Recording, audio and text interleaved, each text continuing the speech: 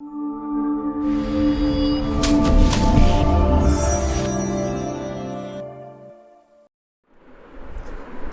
वालेकुम व्यूवर्स, आप देख रहे हैं स्टडी कन्फेशन। मेरा नाम उस्मान कियानी है। आज हम एक प्रोग्राम लिखने जा रहे हैं जिसमें हम किसी भी 4 वैल्यूज़ को पहले सम करेंगे, फिर उन्हीं 4 वैल्यूज़ का हम प्रोडक्ट लेंगे और उसके साथ हम उन 4 वैल्यूज़ की एवरेज भी फाइंड करेंगे। तो मैं अपना प्रोग्राम लिखता हूँ। पहले मैं कोई से 4 वेरिएबल डिक्लेयर कर लेता हूँ और मैं इनके नाम रख लेता हूँ। फॉर एग्ज़ाम्पल मैं रखता हूँ A, B, C और D।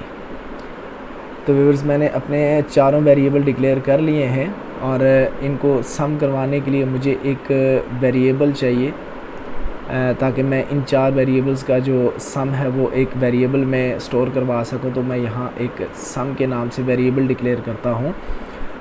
उसके बाद मैं इन 4 जो वेरिएबल्स हैं इनकी वैल्यू यूज़र से लेना चाहता हूँ। तो उसके लिए मुझे इन 4 वेरिएबल्स को सी इन करवाना पड़ेगा। लेकिन सी इन करवाने से पहले मैं चाहता हूँ कि जब भी यूज़र किसी वेरिएबल की वैल्यू एंटर करे तो उसे एक मैसेज जो है वो शो हो कि वो बेसिकली किस वेरिएबल की वैल्यू एंटर कर रहा है। तो उसके लिए मैं सबसे पहले लिखूँगा cout enter the value of A. For example मैं सबसे पहले ए वेरिएबल की वैल्यू एंटर करूँगा, तो मैं यहाँ लिख देता हूँ enter the value of A. मैं एंड एल करूँगा ताकि जब भी यूज़र वैल्यू एंटर करे तो वो इस मैसेज से नेक्स्ट लाइन पे वैल्यू एंटर करे। उसके बाद मैं यहाँ लिखूँगा सी इन ए। ये काम मुझे बाकी वेरिएबल्स के साथ भी करना पड़ेगा, तो मैं इन लाइंस को कॉपी कर लेता हूँ और यहाँ नीचे मैं मज़ीद 3 दफ़ा इसे पेस्ट कर लेता हूँ। अब मुझे थोड़ी सी इसमें चेंजेस करनी पड़ेंगी। मुझे यहाँ b वेरिएबल की वैल्यू चाहिए, तो मैं यहाँ b लिखूँगा। c इन में भी मुझे b लिखना पड़ेगा, इसी तरह c और d के लिए भी।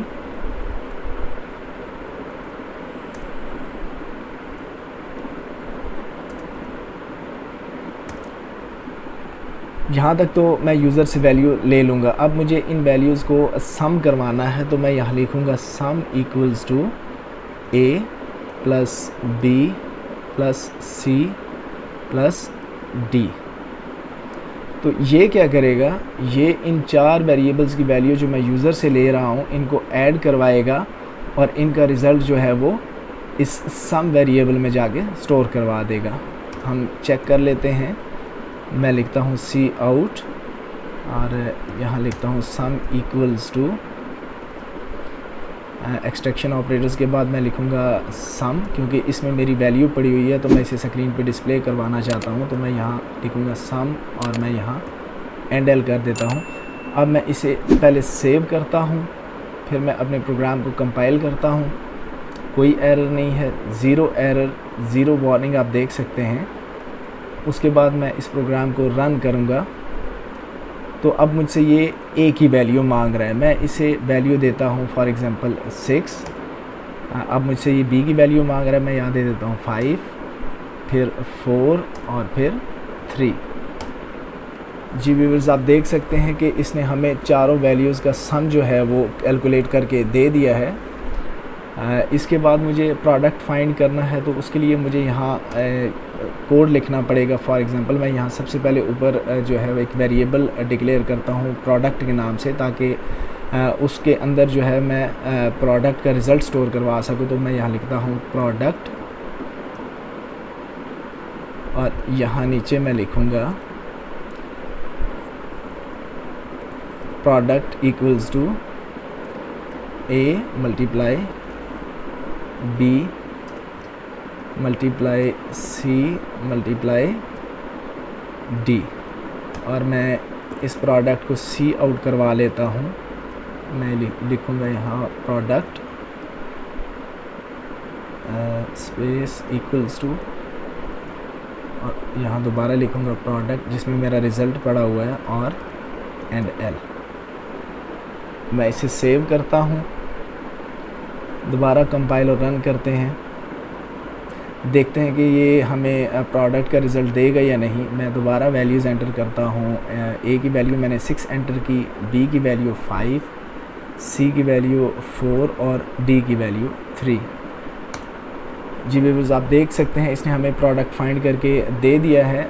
अब हमारा लास्ट ऑपरेशन है जो हमने जो है वैल्यूज़ एवरेज की कैलकुलेट करनी है। तो उसके लिए मैं सबसे पहले ऊपर जो है एक और वेरिएबल डिक्लेयर करूँगा एवरेज के नाम से, और मैं यहाँ नीचे कोड लिखता हूँ। मैं लिखता हूँ average equals to sum divided by 4, क्योंकि हम 4 वेरिएबल हमने लिए हैं, तो जो हमारा सम आएगा उसको हमें जो टोटल नंबर ऑफ़ वेरिएबल्स हैं उनसे डिवाइड करना पड़ेगा। तो मैं यहाँ सम डिवाइडेड बाय 4 लिखूँगा और मैं यहाँ सी आउट करवाता हूँ एवरेज को।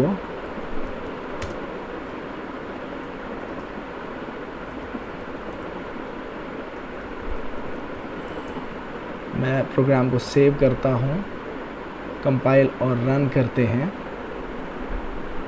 ये मुझसे दोबारा वैल्यूज़ मांग रहा है, मैं दोबारा वैल्यूज़ एंटर करता हूँ। जी व्यूअर्स, आप देख सकते हैं कि हमारे पास चारों रिज़ल्ट्स आ चुके हैं, लेकिन इसमें एक प्रॉब्लम है। अगर मैं यहाँ कैलकुलेटर का यूज़ करूँ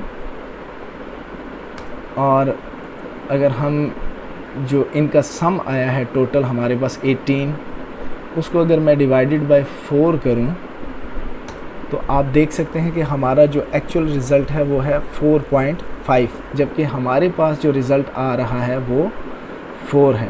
इसका मतलब हमारे कोड में कोई प्रॉब्लम है। तो इसके लिए अब क्या करेंगे, इसके लिए हमें जो है वो टाइप कास्टिंग करनी पड़ेगी, क्योंकि हमने जो वेरिएबल्स लिए हैं वो इंटीजर टाइप के हैं। तो इसलिए ये पॉइंट के बाद वाली वैल्यू को इग्नोर कर रहा है, तो मुझे यहाँ टाइप कास्टिंग करनी पड़ेगी। मैं यहाँ लिख देता हूँ फ्लोट। अब मैं इस एवरेज को जो है वो मैं यहाँ नीचे डिक्लेयर कर देता हूँ और मैं इसकी डाटा टाइप रख लेता हूँ फ्लोट, और मैं यहाँ लिख देता हूँ एवरेज, ताकि हमारा जो पॉइंट वाला रिज़ल्ट है वो एवरेज में जाके सेव हो और पॉइंट के बाद वाली वैल्यू को इग्नोर ना करें। तो मैं इसे दोबारा सेव करता हूँ, कंपाइल और रन करके हम अपनी वैल्यूज़ दोबारा एंटर करते हैं। जी व्यूअर्स, आप देख सकते हैं कि अब हमारा रिज़ल्ट जो है वो बिल्कुल एक्यूरेट आ चुका है। मुझे उम्मीद है कि आप लोगों को वीडियो पसंद आई होगी। मिलते हैं अपने नेक्स्ट लेक्चर में, तब तक के लिए अल्लाह हाफ़िज़।